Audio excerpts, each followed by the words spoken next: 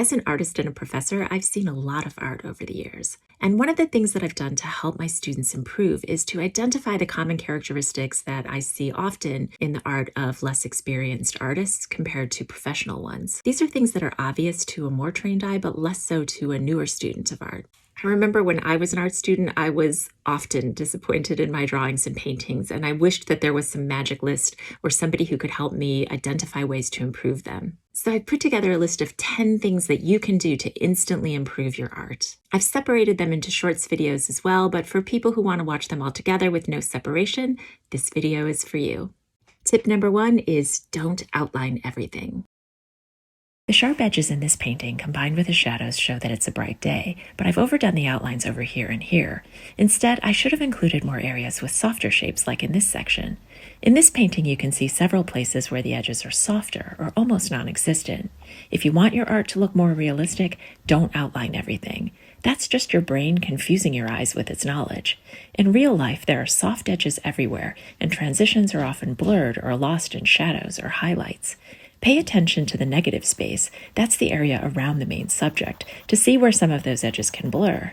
You want to choose your sharp edges carefully and search for opportunities where the negative and positive space are a bit fuzzier and more subdued. Tip number 2 is use a range of values. One way to instantly make your art look more professional is to include a range of values in your work. If you look at a selection of some of the most famous artworks in history, you can see that even though the styles might be different, they all have a range of value. Value is one of the elements of art and refers to the lightness or darkness of a color. Every color has value, and it's helpful to become acquainted with them and learn how to create them. An easy way to see if your artwork has enough value is to take a photo of it and convert it to black and white. Another more immediate way is to look through a red filter, which will neutralize most colors and show you their value. And a third way is to step back from your painting and squint at it. This blurs the details and shows you the main shapes and values. If you have a good range of values in your artwork, it will more closely resemble what the human eye sees and will look more realistic. Tip number 3, get your proportions right. Getting your proportions correct is essential, and you can create your own unit of measurement by lining up the tip of the needle with the top of what you want to measure and your thumb with the bottom. You can then use that measurement to discover the placement of other items in relation to it. Hold your arm out straight, tilt your head towards it, and close one eye for accuracy, and then sketch what you see. This also works with a two-dimensional reference. You decide what you want your unit of measurement to be and compare it to the items surrounding it. You can do this in every direction. Here the measurement was the center building from gutter to ground. Another way to check proportions is to do what I call horizontal and vertical sweeps, where you keep the needle parallel with the edge of the reference and slowly move it down or across the page to locate unique angles and shapes within the negative and positive space. These techniques will train your eyes and improve your drawing. Tip number 4 is pay attention to perspective. One of the biggest things you can do to improve your art is to get your perspective correct. The rooftops in the top 2 structures are wrong and will make your drawing or painting look amateurish. The rooftops on the bottom are correct and follow the rules of one-point perspective. In one-point perspective, the lines should be horizontal, vertical, or diagonal. Most diagonal lines are converging and meet at a vanishing point on the horizon line. The rooftop lines at the front and the back are the exception and will vary. In two-point perspective, the rules are similar, but there are 2 vanishing points instead of 1.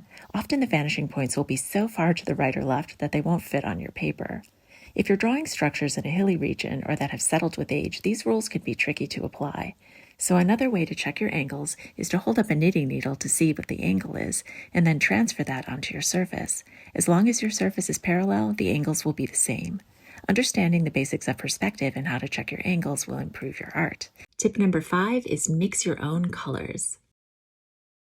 Do you love painting but struggle with color? I'm going to tell you a secret. Most professional painters use some type of limited palette, meaning they have a certain amount of colors and they use them again and again until those colors are their best friends and they know everything about them. Today, there are more color choices than ever, and I get seduced by them as much as the next person. But especially if you're new to painting, it's helpful to pick a small selection and start with that. I recommend 2 yellows, 2 reds, 2 blues, and 2 earth colors, but you can use less. Skip the secondary colors at first. Your paintings will have more harmony if you mix your own greens, oranges, and purples. The ones sold in tubes will usually be made from different yellows, reds, and blues than the ones you're using, and can make your paintings look cluttered. Mix your colors together. Make swatches and color wheels and color charts. Get to know everything about them. You can experiment with new colors later, but first become an expert at just a few. Tip number 6, pretend you're an alien. My best art tip ever is to draw like an alien. Too often, artists allow their brains to interfere with what their eyes really see. To fix that, pretend you're an alien who's just landed on the planet and your job is to draw everything that you see. You're from an advanced planet that supports artists. You've never been on this planet before, so you don't know that trees have thousands of leaves. You only know that you see light parts and dark parts and some areas in between, so that's what you draw and paint.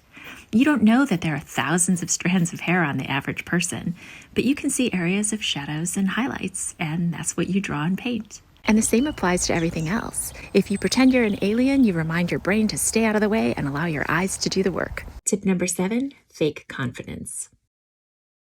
One of the biggest differences between professional and amateur artists is confidence. So if you don't have it, fake it. Pablo Picasso said every child is an artist. The problem is how to remain an artist as we grow older. John Lennon said it a bit more cleverly. Every child is an artist until he's told he's not an artist. Young children create art with confidence. They aren't worried about what others will think. They'll show you what they made with all the bravado of an A-lister. But between the ages of 8 and 12, when social awareness and peer pressure creep in, so does their inner critic. Maybe someone in class has a better drawing, or they look at the art on the walls and decide it's better than theirs. Or maybe somebody said something mean. They'll deliberately dumb down their work and say things like, I can't even draw a stick figure. But if you can write your name, you can learn to draw. So continue to learn skills and practice. And when you do, silence your inner critic. Put on a cloak of confidence. Put your soul into it. Fake confidence if you don't have it. Your lines will be more expressive and your art will be better. Tip number 8 is draw and paint the world around you. This is Rembrandt, and this was his house where he lived and worked. And in that house is a secret that can help all artists. It's a room filled with his collection of props. It has everything from shells and bones to armor, weapons, and busts of emperors. He used these as references for his paintings and etchings in addition to live models, and he's not the only one. Vincent van Gogh wrote over 2,000 letters that often included sketches of the world around him. Swedish painter Anna Boberg was famous for her travels to northern Norway where she painted what she saw. And Claude Monet had a studio boat so he could paint the views along the river. His friend Edouard Manet painted him on that boat. If you really want to get good at art, draw and paint the world around you. Paint the scene from your window or your sleeping pet or a relative reading or watching TV. Take photos to use for days when you want to work inside and keep them in albums on your computer. Artists today are often told to draw from their imaginations, but listen to Rembrandt. Draw what you see. Tip number 9, don't forget the shadows. Do you have trouble making the three-dimensional world look three-dimensional? Search for the shadows, and the highlights too, but mostly the shadows. They're everywhere and will make your work look more realistic. When you're drawing or painting trees or bushes, there will be shadows deep within, but also along the trunks and where they meet the earth. Buildings are usually going to have shadows in key areas, like where they meet the ground, and also under the eaves and windows. Search for your light source. Objects that are rounded or curved will have a highlight and will move into shadow and will also cast a shadow onto the surface below them. And there are curved objects everywhere. Jars, mugs, fingers, flowers, eyes, chins, lips. The list goes on. Be a detective and search for them. Squinting will help. Do fun exercises where you emphasize them. They'll make a huge difference. And tip number 10 is plan your composition. One of the most important things to consider before you draw or paint is the composition, how you place everything within the frame. Use a viewfinder or make little thumbnail sketches first. Your composition is like the foundation of a house. If it's not solid, the whole thing can come crashing down. It's also like music. It needs to have an appealing rhythm and balance. A symmetrical composition with the main focal point in the center is a lot harder to make interesting than one that's asymmetrical. One with lots of same-sized objects is similarly going to look less pleasing than one with a combination of different sizes. You can use line, shape, form, value, and color to make your picture look balanced, because a balanced composition will keep the viewer's eyes dancing around the page. If you place objects too close to the edge, your eye will get stuck there. It's better to go out of the frame or leave a little space. The rule of thirds is a helpful way to plan a composition. It's like a tic-tac-toe board. Place interesting elements where the lines intersect. Take the time to plan your art before you start. I hope these have helped.